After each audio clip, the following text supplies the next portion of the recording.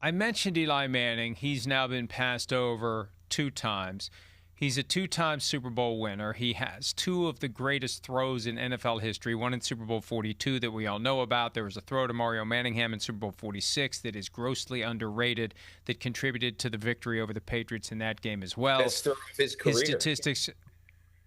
His statistics are not among the all-time greats. He had a lot of interceptions, but I always thought, I didn't think he'd get in first try. I thought he'd get in second try, and maybe it's a product of the current system because they do the same kind of thing with seven, and maybe you vote for 5 for the modern era candidates. I'd have to refresh my memory on that. But just give me generally your thoughts on Eli.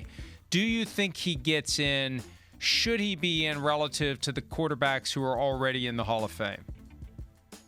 I would vote for Eli for the Hall of Fame, but I understand the reason why many people don't believe he's a Hall of Famer. You know, he was never a first-team All-Pro quarterback. He won playoff games in 2 seasons. Now, he had 2 of the greatest runs a quarterback's had. I mean, when you think about it, in those 2 seasons, 2007, 2011, 8 playoff games. He's 8-0, and only one of them is played in the Meadowlands. You know, so basically he wins 7 either road games or neutral site games, and he beats the maybe the greatest coach of all time and maybe the greatest quarterback of all time, maybe the greatest player of all time. In both of those seasons, for both of those Super Bowls, making huge throws in the fourth quarter of each game. And, you know, to go, I mean, look, David Tyree and Mario Manningham are not going down in NFL history other than for those catches that they made in the fourth quarters of those 2 games. So I think it's a bit of a unicorn career, and I would vote for Eli Manning for the Hall of Fame.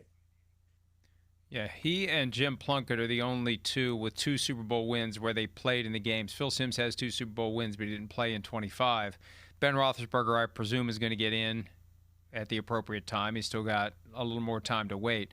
It's just odd that 2 Super Bowl – you would think that 2 Super Bowl wins would be enough, because a Super Bowl win is a pretty big deal. And there's a lot of Steelers who have busts in Canton who wouldn't have busts in Canton but for the fact that they were on a team that won 4 Super Bowls. I agree with you, but I am not in the Plunkett camp. I wouldn't vote for Plunkett for the Hall of Fame because I think that it was such a checkered career.